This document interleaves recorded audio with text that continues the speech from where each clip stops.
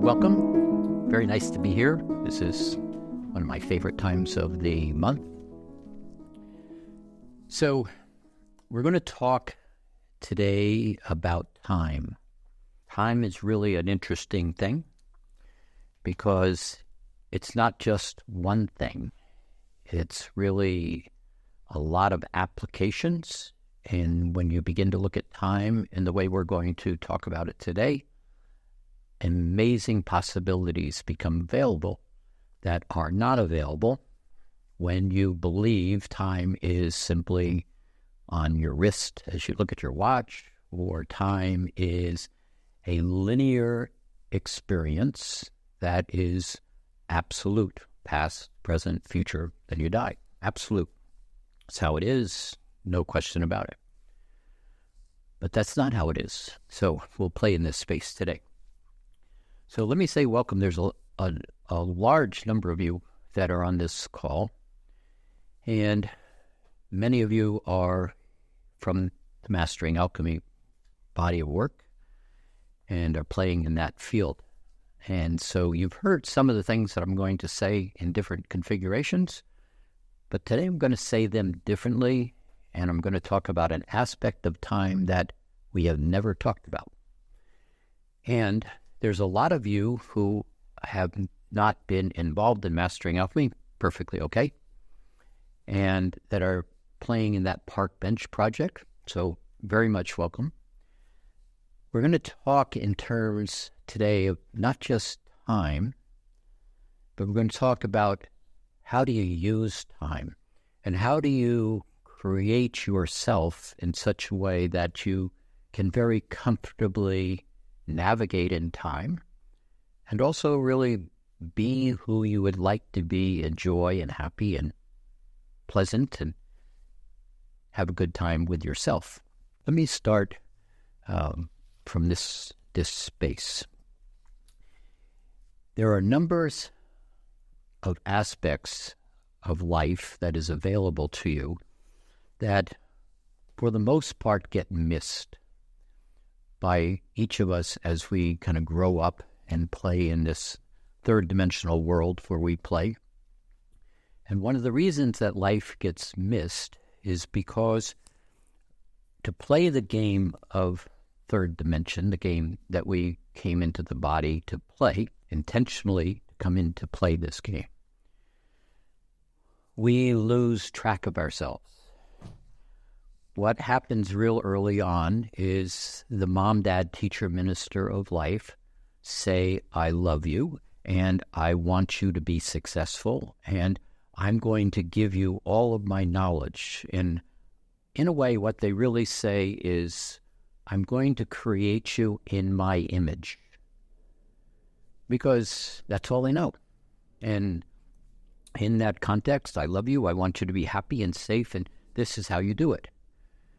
In the context of that, they say, well, we go to these schools, we don't go to those schools. We eat this food, we don't eat that food. We hang out with these people, we definitely don't hang out with those people. And this is the truth, and this is the things you want to avoid in life. The challenge with that is you may have a different plan. As a spiritual being coming into the body, your objective is to do something that is really an evolving awareness in each one of us. And so you create a plan as a spiritual being to experience yourself in lots of different ways. But when the conditionality begins to be put into your place, you begin to make choices, and there's no filters in those choices. There's no right or wrong, good or bad. This is what I want. That's not what I want. There are simply pretty much a little child comes in unconditional. No conditions. No hesitations, no expectations, no belief that anything that is not in line with what they're all about will happen to them. So we give up our seniority to the mom, dad, teacher, minister. And let's just give them the benefit of the doubt that they love you. They really want the best for you in their image. So at some point in the experience, you're sitting there playing tea at the table with the angels and having great conversation, and somebody says, stop making up those stories. There's nobody sitting at the table with you. And you look at the angel, and you look at the mom, and you look at the angel, and you look at the mom, and you say, okay, and you begin to forget. Because you're stepping into another experience. We give up seniority. So as the game unfolds and we continue in life, one of the things we learned is that they know more than I do. So I go to school so they can teach me. I go to church so they can teach me. I begin to realize that they have all the information, and my well-being is quite a bit about how they engage with me. Do they like me? Am I okay? Based on how they... That sound familiar? Anybody know that story? So kind of as we move through this game, we move through this game called Third Dimension. We'll just kind of keep it simple in that context. We wind up, in the simplest terms, giving up seniority and believing that we have to get approval from, or permission from, or acceptance by. And quite often, that's not what we're all about. And so there's a discomfort, an uncomfortableness that quite often happens in our space. But the rules of the game are such that we follow along the rules because we really don't have any other reference point as we play this game. So here you are, 20, 30, 40, 50, 60, 70 years old, and have been playing the game and are very conditioned to the game. And yet there's a sensation in many of you that are on this call, for example, that there's something that's not right about this game. I don't feel like I fit. I'm not sure what planet I'm on. Sometimes many of you will say, something's not right about this experience. And so as you begin to try to figure that out, we figured out kind of from the conditions that we know. And we do what we always do what we've always done. Quite often we just get what we've always got. There's no alternative. I don't know how to navigate this game because I only know the rules of this game. So before we really talk about time, let's set something in place to begin to create additional reference points to how do you observe and play in this game from a different pathway or a different point of reference. So let's take a look at this word dimension. And without getting really deep into dimensions from science standpoints or everything, let's just kind of look at what is a dimension that we play in. Let's take a look at just three: third dimension, fourth dimension, fifth dimension.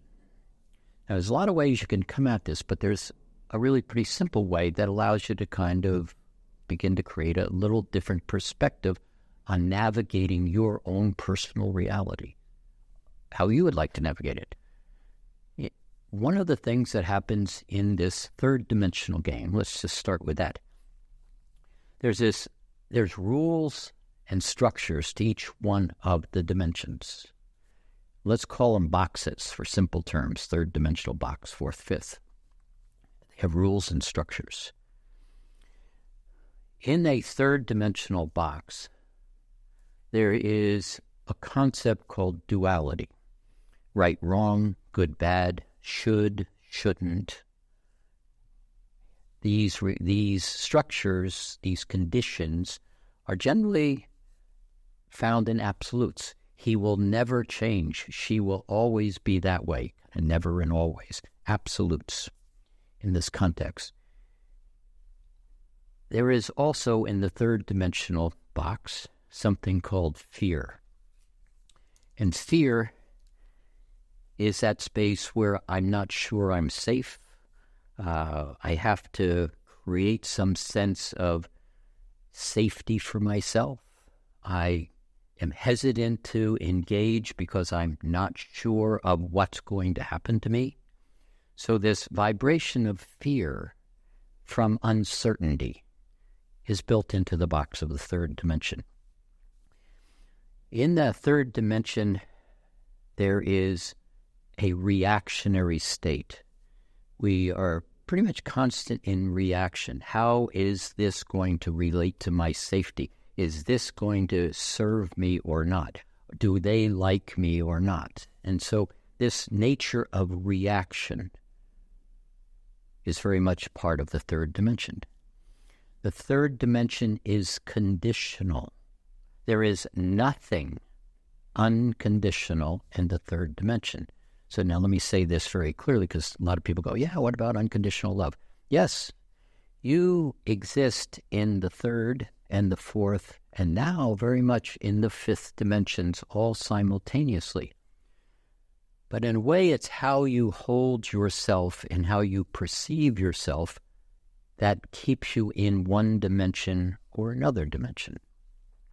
Keep it real simple. Conditional, third dimension. But one of the key constructs of the third dimension is time, linear time, past, present, future, then you die. If you ask 100 people on the street, is there anything else other than that? Virtually, they will all say no. This is how it works. So as long as you accept that that's how it works, then quite a few things remain in place. There's no room to change because this is how it works. But if you can step into, and when you step into fourth dimension, the game changes a little bit. And you play here often, but you don't necessarily play here consciously as a state of being and a choice. So what happens in the fourth dimension, time becomes present time, and only present time. There is no past and there is no future. Now, as soon as you hear that, the third dimensional part of the game says, no, that's not true. I have had a past, and I've had a whole lot of things go on in my past, and I know tomorrow is going to come. So, but we're not talking about tomorrow or yesterday. We're talking about right now. Right now. You only exist right now. You don't exist in the past. You have had a past, present time moment. You were present in that moment that we call past. You are going to have a future, present time moment that hasn't really been experienced as yet. But those are present time moments that you experience yourself in present time. In the third dimension, everything there is a present time moment, past, present, future. But for the most time, that present time moment is very much predicated on the past and the future. In your past, you have had numbers of experiences, and those experiences, let's put them into two camps. One of them is, I did something and I am really uncomfortable about that. I embarrassed myself, or I did something bad, or I got in trouble. Somebody said, you're a bad person, and you believed it. And now you are hoping that in your future that doesn't get recognized. I hope nobody knows I'm a bad person in my future. Does that make any sense? There's things that you don't want people to know about. I've done this in your future. You've also had circumstances where somebody says, if you do this, you'll be very successful in your future. And you follow that, and it may or may not work out for you. And you basically are believing somebody else's truth about who you are. Do this, you will be successful. Now take a breath, because we're actually beginning to unravel some of those fixed absolute beliefs that happen in third dimension, always and never. So in third dimension, that little bit of present time you will experience as a reactionary present time, meaning I hope this never happens to me. And kind of by law of attraction, what you put your attention on is what the universe constantly provides you in one form or another. And you wake up tomorrow morning and on your doorstep is staring you in the face what, oh my God, I hope this would never happen. You're in present time, and you're in a reactionary present time. Oh my God, this isn't good. Reactionary present time. But when you step into the fourth dimensional space, there are three aspects. There are more, but three are very useful to pay attention to. One is present time. Here I am right now, just where you are right now, very much fourth dimensional present time. Another configuration in fourth dimension is choice, the word choice. See, in present time, I can choose what do you want for dinner, pizza or hamburger.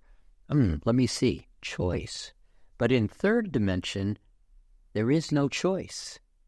When you are confronted in present time with something, quite often it's like, oh my God, what do I do with this? I'm uncertain. I am not sure. This is scaring me. You know those places? Third dimensional present time. But right here, we're just sitting in a chair, listening, talking in my case. And you can choose to listen. You can choose not to listen. You have choice. There's not a reaction, it's a choice. But there's a really interesting third word, third configuration. And it's called paradox. What paradox means is simply what was true a minute ago may not be true this minute. And what was false a minute ago may not be false in this minute.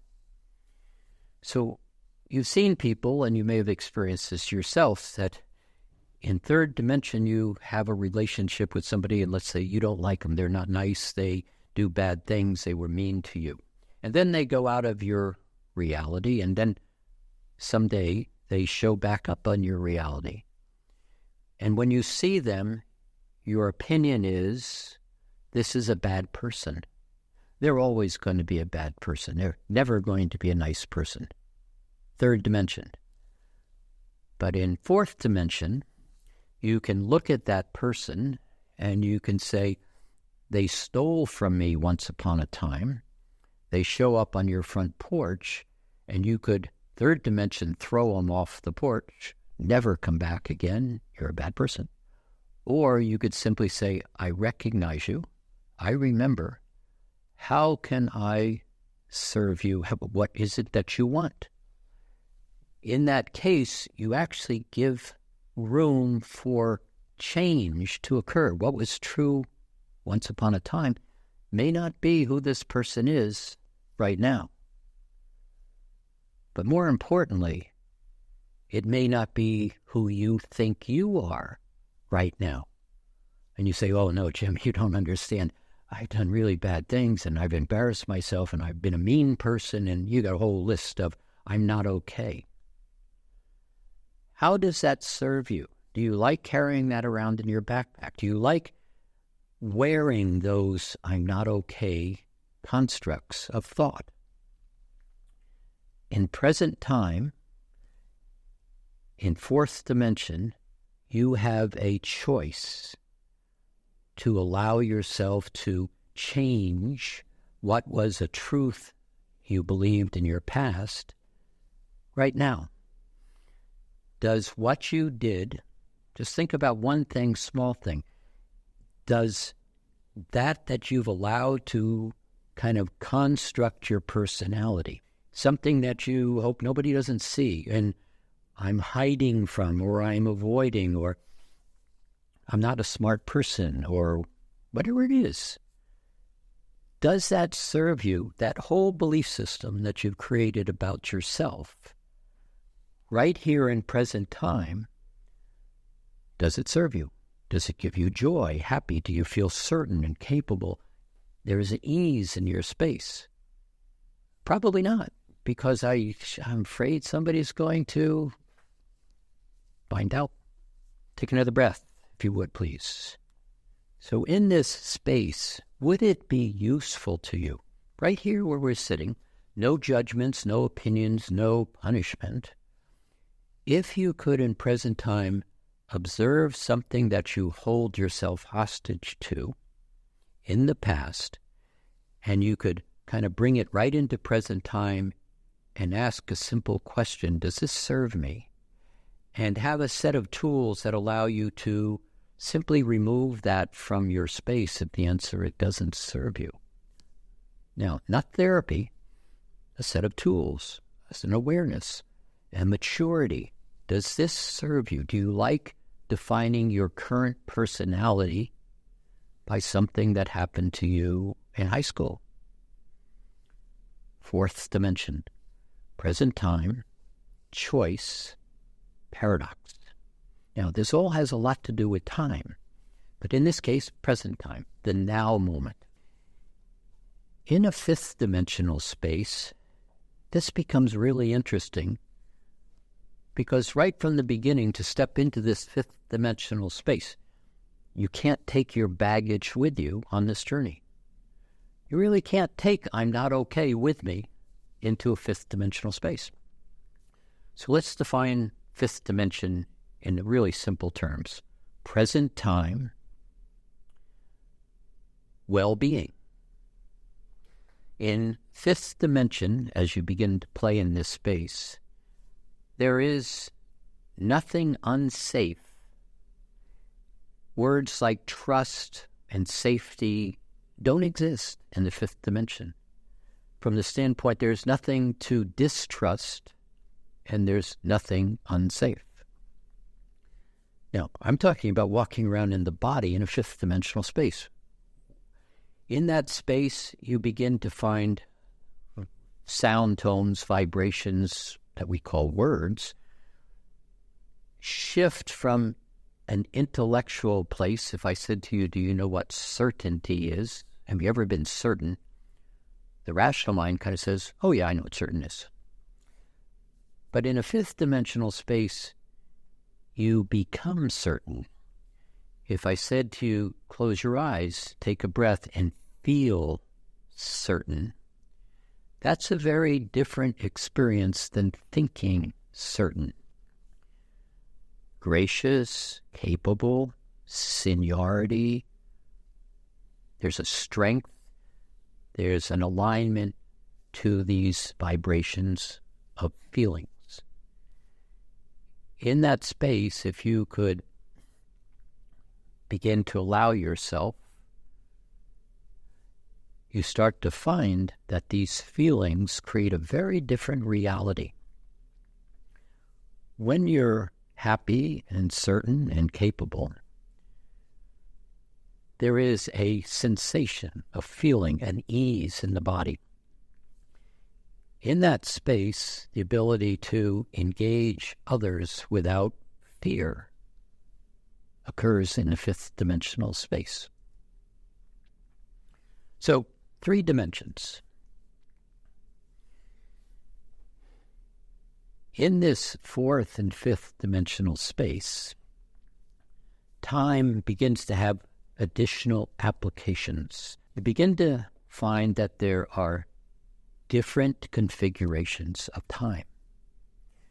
Time is an application. It's not a fixed truth. It can be utilized. Time can be slowed it down. Time can be speeded up.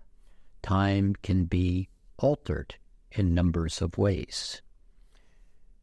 When you begin to play, so linear time, one of 5 configurations of present time. Present time, this now moment, is another one of these configurations of time. But there is something called circular time. And in a third dimensional space, this time configuration is something that people refer to as, oh, why is this happening to me again? So the universe, which one of the fundamental rules of the universe, laws of the universe, sort of use that word loosely, laws of the universe, it's really kind of a configuration where you very much know yourself. If you understand the law of attraction, and most people go, oh, I know all about the law of attraction. But if you understand the law of attraction, what the law of attraction says is, I, the universe, who adores you, will not second guess you, will not interfere with your creation. I will give to you what you hold your attention on. Period. That's simple. Except the universe doesn't understand English, French, Spanish, and German. What the universe understands is vibrations. And so if in your field, your energy field, you hold thoughts and emotions that are lesser than what you are is bright, capable, loving. That's who you are. But the feelings in the third dimension, I'm not okay, I don't deserve, I'm stupid, I've never done it right, nobody likes me, I'm not smart, those are vibrations. And all through life, we collect a lot of those vibrations in the third dimension. And we also avoid those. I hope nobody ever finds this out about me. Now, probably that's never happened to you, but you may know somebody that's had that happen. So what we do is we do something very interesting. We have circumstances where we kind of find ourselves awkward, or somebody doesn't like us, or we don't feel appreciated, or we disappoint somebody. That doesn't feel very good, so we kind of make a deal with it after a couple of days of feeling uncomfortable. We say, look, if I put you over here in this little box called denial, I won't pay any attention to you. But it still is there. And so then you make another decision. You take that little box and you say, here, I'm going to make you a deal. I'm going to put you in the backpack, and if you never come out into the light of day again, I will do everything to stay away from where you came from. I won't go and talk to those people anymore because they don't like me. So I just won't talk to them, and we'll be okay. And you begin to forget that you made that decision. But it still sits in the backpack. And it still vibrates that I'm not sure, I'm uncertain, I doubt myself, I'm not okay.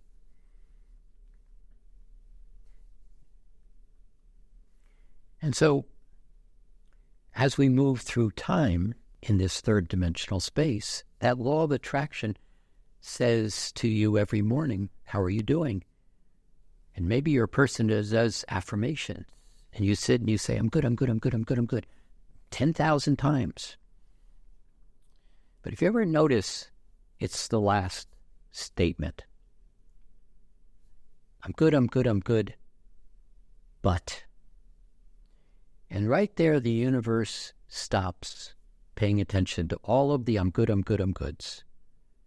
And it waits for you to deal with the but.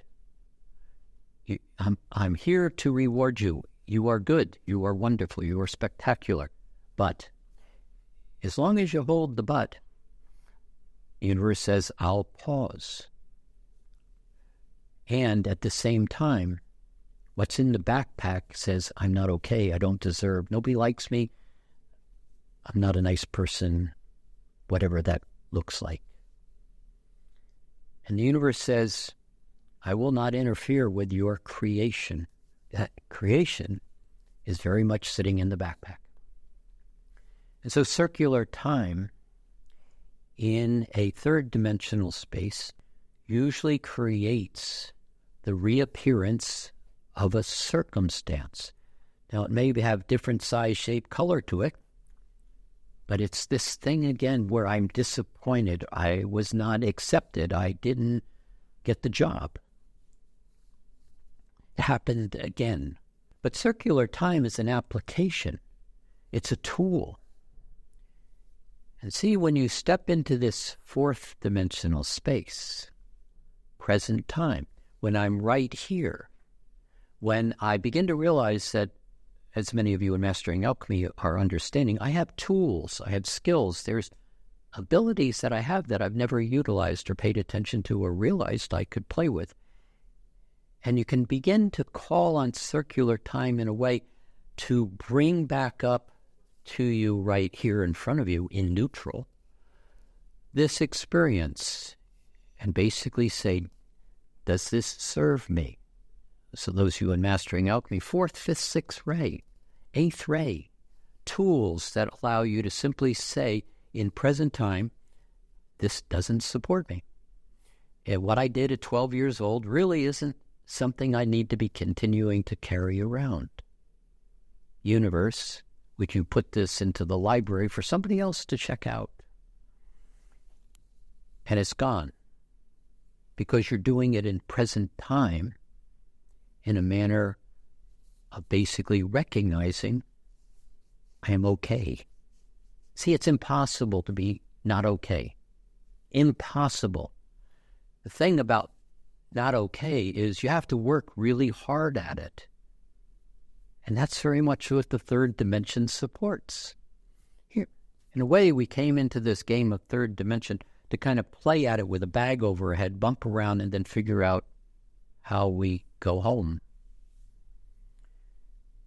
4th dimension, 5th dimension, present time is the key to the pathway to begin to reconstruct yourself on your terms. So this circular time begins to be a tool that allows you to bring something into your awareness without getting it all over you and recognize that it's something that can be dissipated. Or, once upon a time I was successful. How did I do that? Bring it into present time and begin to weave it into your current present time creation. So understanding the application of circular time becomes really pretty valuable. There is another aspect of present time that requires an awareness, requires a set of skills to play in.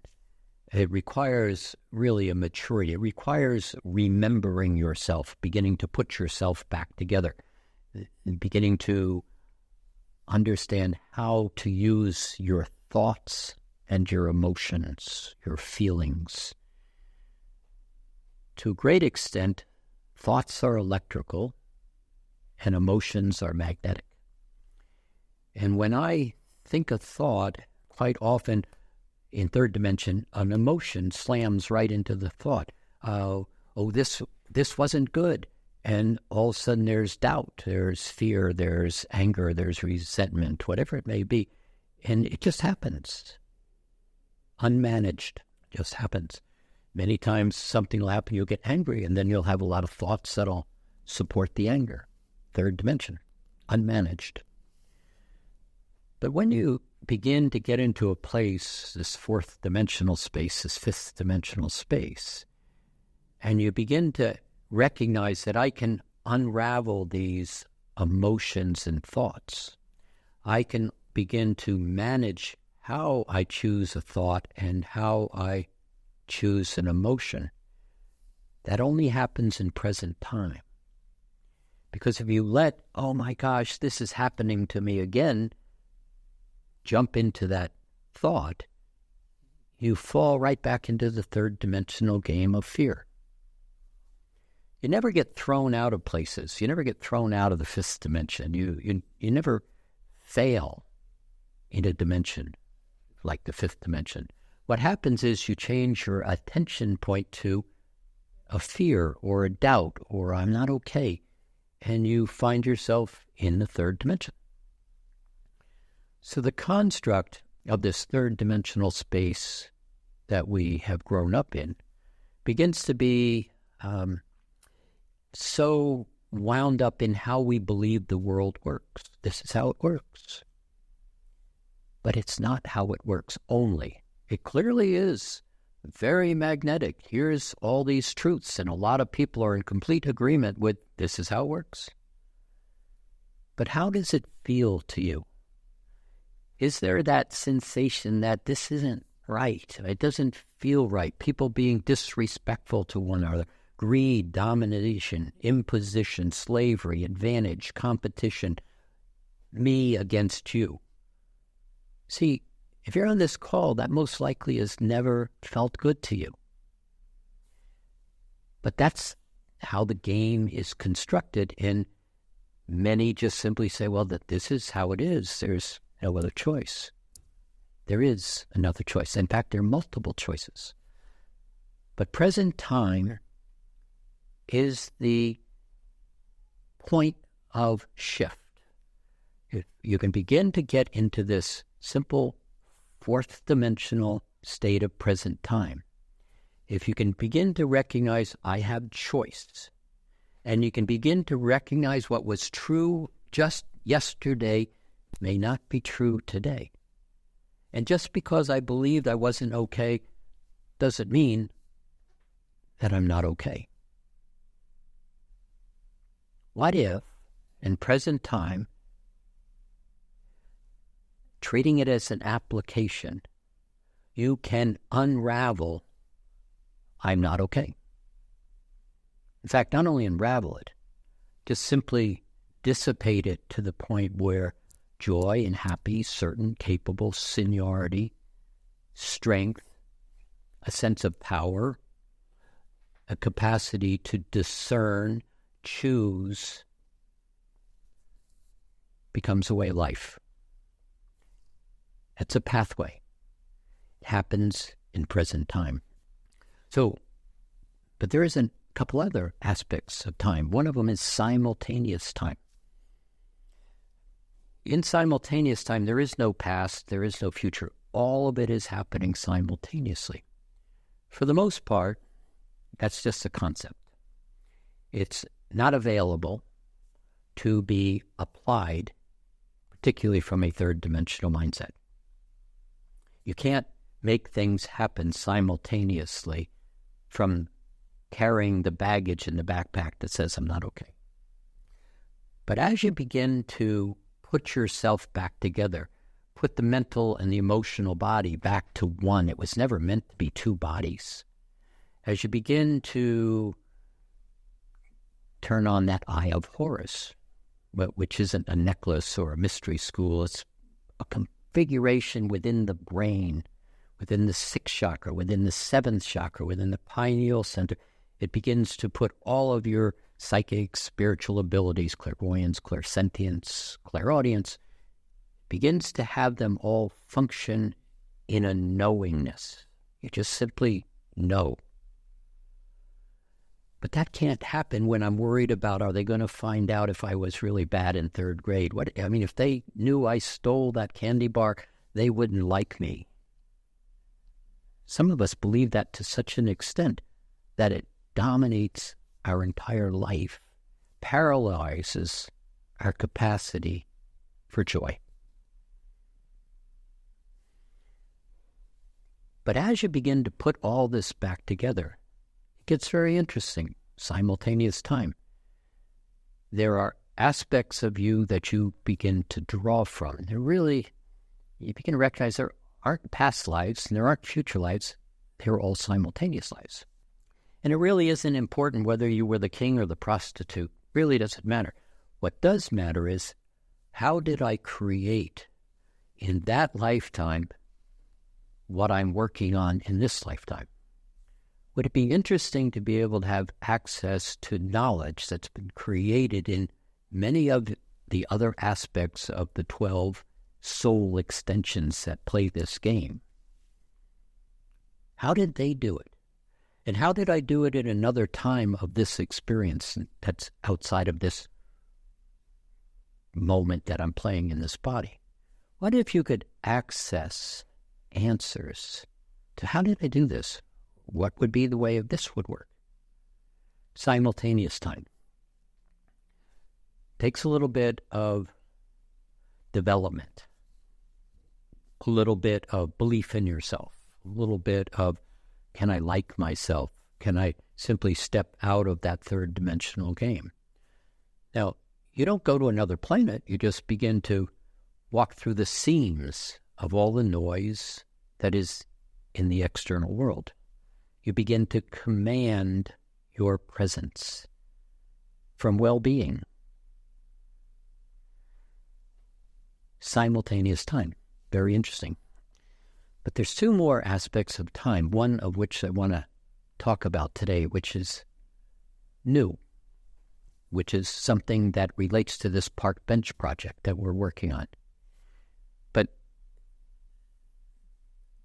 this aspect of time gets really interesting because one of the places that you have the capacity to create in is in your sleep space. Now, you all know that in that sleep space, time doesn't really work the same way. You've all had experiences where something in your future and something in the past kind of converge right there in front of you, and you're participating with, somebody in the 200 years ago and somebody from the space world and having a great time, present time. But there is no distinction between where all the aspects of time come from. They begin to form right here. Now, there's an interesting capacity when you really get into present time and you begin to manage yourself. There's a way that in your sleep space, as you begin to go into the sleep space and you intend to become conscious in that sleep space, you start to realize, I'm in a dream. And as you begin to realize that, you also begin to realize, I can change this dream. It's a really key point of your awareness here. I can change this dream. And then you change the dream. You take the dream in a different direction. Consciously, intentionally redirect the dream. I would like to have this outcome. Then you begin to go into your sleep space with an intention to have an experience called a dream. And it arrives. You create it. And then you begin to say, I'd like to have the dream go this way. Well, what really gets interesting in that level of present time, it begins to be close to playing in simultaneous time. Sometimes you say, let's take a business situation. I'm going to have a meeting in 2 weeks. And there's lots of dissension and lots of different opinions about where we should be going as a business, as a world, as whatever it is. And I would like to see it have a comfortable discussion and a clear agreement that we go in a way that creates well-being. That's what I would like. So you create that structure and you take it into your dream space.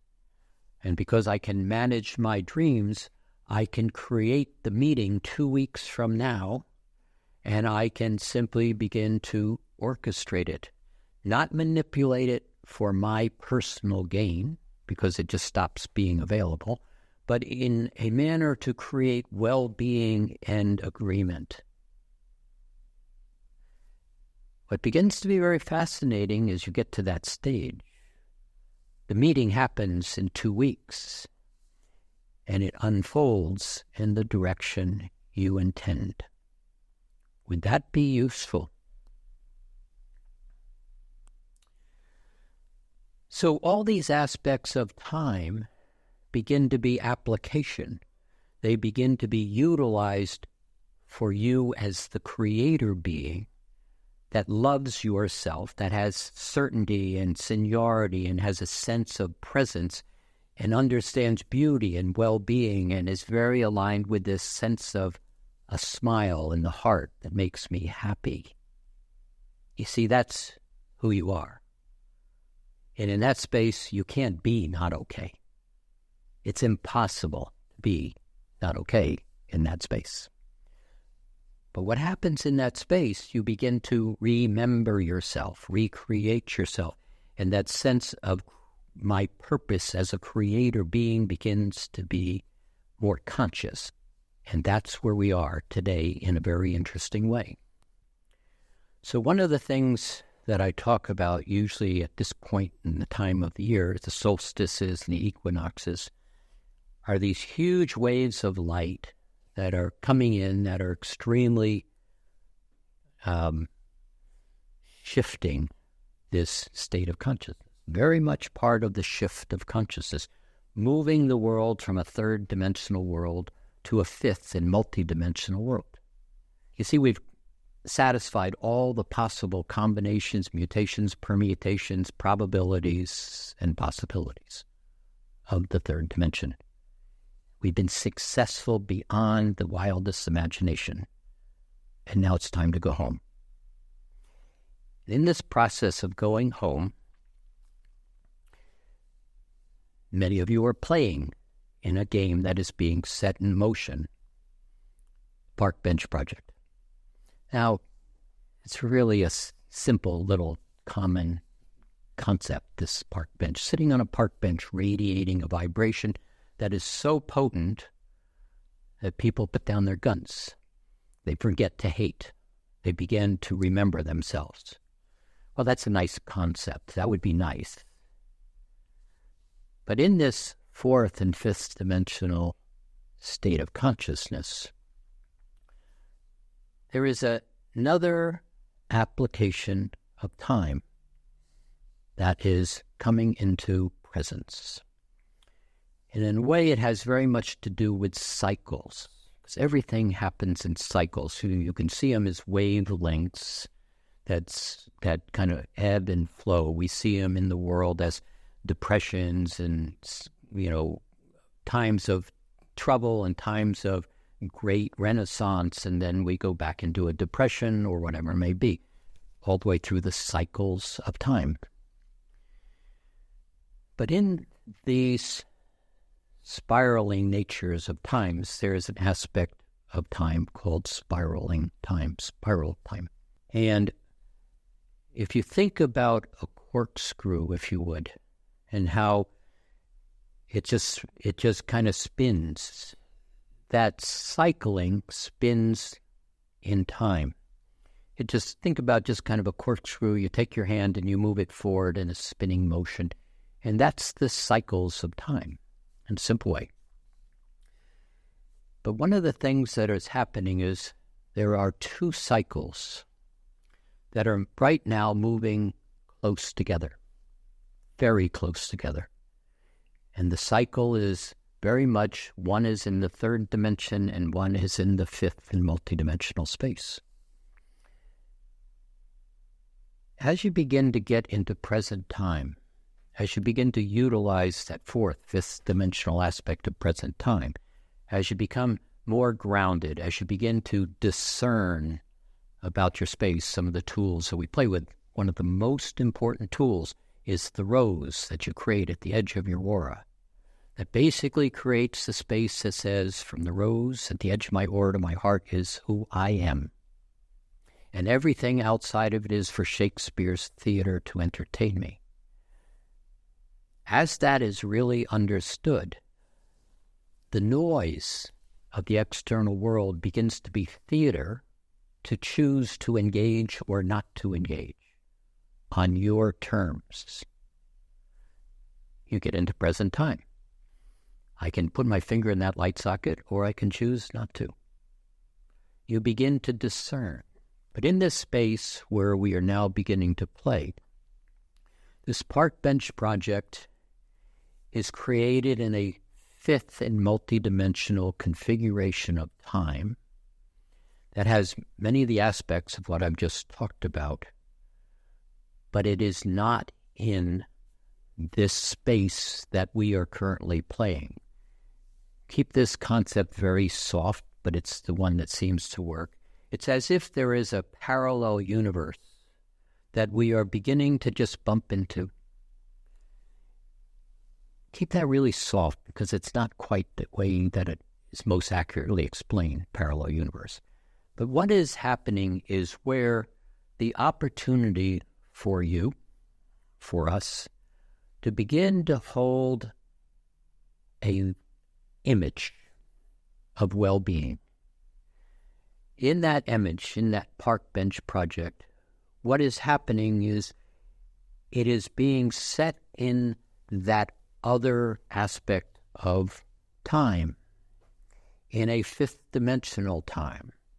And what is being requested is, how would you like to experience yourself if you could choose, not only for yourself, but for all that are in the third dimensional experience? And please understand that is not just on this planet.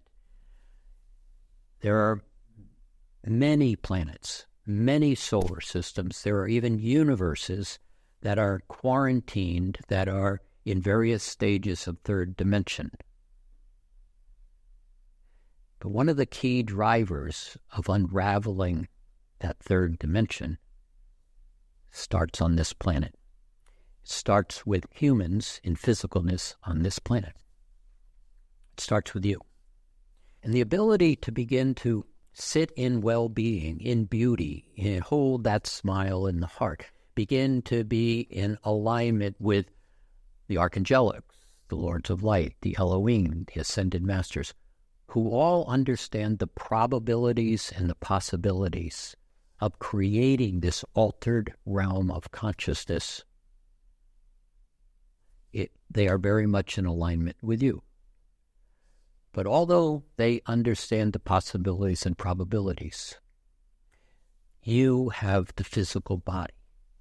The fall of consciousness was created in physicalness. The unraveling of it must be created in physicalness.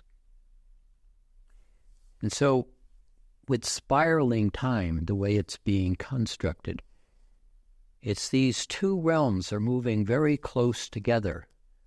And the ability to begin to hold something that was created a long time ago that many of you hold deep within yourselves, the dream of Atlantis. It's emotional. It's deep within many of you. But at that particular time when the waves came together, they didn't come quite close enough, and the dream was not implemented. This time, it's a lot closer. And the maturity of human beings on this planet, you, me, others, is such that the ability to hold that precision of focus, that smile, that beauty within the heart, and beginning to create the platform of beauty, of well-being, of respect, dignity, harmony, cooperation, co-creation, begins to be the foundation of a new realm of consciousness. I've talked about it in the past as kind of two Earths. Keep that too simple. It's not bodies, it's not planets. These are vibrational fields. Think about them like channels on your television. You change channel from 4 to 5. Two different universes. One doesn't even know the other exists. But the ability to alter the game and create a repository of well-being, a realm of consciousness that's never been created. It's been thought in the dream. But it's as if the swings are moving together, the motion is coming together, and at one point, just stepping from one reality to another effortlessly is what is possible. Utilizing time to create a reality. The most interesting part is you absolutely know how to do this. Oh, you don't remember many people. But it's in the place of knowing yourself, letting the baggage go, beginning to choose different thoughts, holding different feelings within the body, cleaning out the backpack that says, I'm not okay. See, it was really never that you were not okay. That was a gift that somebody handed you. When you get really right down to it, who told you you were not okay? The teacher, the minister, the mom in her bad moment accidentally, she yelled at you. The dad who didn't see you because he was too busy working. So obviously he didn't love me. Well, maybe that wasn't really the case. So in understanding how to put that rose at the edge of your aura, ground, center of your head, move into the higher mind, begin to put that mental, emotional body back together and command your presence, something you know how to do. But it doesn't happen in the third dimension. It happens in present time. It happens by recognizing you have choices. It happens by recognizing paradox is simply meaning that happened in my past, but it is not what drives my present. I can reconfigure it. I can let it go. Am I okay right here? And the answer is yes. And from that, can you begin to feel certain and capable and senior and commanding your presence and beginning to have a sense of graciousness. We're going to do that in the advanced class for all of you in Mastering Alchemy at the end of the month or next month. Graciousness is not a third-dimensional vibration. You cannot acknowledge, experience, or hold graciousness when you're not okay. But holding graciousness begins to eliminate all of the remaining I'm not okay. Because in that aspect of love, everything lesser dissolves, short circuits, goes away. It's all about time. It's all about present time. And then it's about using time to create realities. Time is slowing down in your third dimensional experience. For many, they'll say, no, it's speeding up. I don't have enough time. It's the only reason you don't have enough time is because you're not being in present time. You're trying to make everything work in the past and the future. But if you take a breath and just slow down, there's another aspect of time that begins to be very different than what the third dimensional belief is. And that is, you do not move through time. And time and space are not two things, they are one. And time and space moves through you. When that is understood, the ability to draw to you everything you want begins to be very real. Instead of third dimension where I'm convinced that I need them over there to tell me I'm okay, to be okay. When you get into a fourth or fifth dimensional time frame, the ability from certainty and capable and graciousness and happy and I pleased with myself, I like me, and sit down and begin to just hold an intention and recognize just by holding your attention on your intention and doing nothing but being happy with the possibility, it comes to you. You don't have to go to it. Would that be interesting? That's what happens in present time when you begin to recognize how time works and all of the opportunities as a creator being you have by simply stepping out of the belief system that time is linear and I cannot change my past. It's fixed. It is not. Now that is a whole lot of really interesting things to entertain. But they're not complicated. In fact, they're ridiculously simple. Some of them are not easy because I have to shift from my belief system that I'm running out of time and they aren't liking me to simply being able to sit down and believe you're okay. Not hard to do. A little bit of information, a few tools, some skills, a little bit of practice, but very available.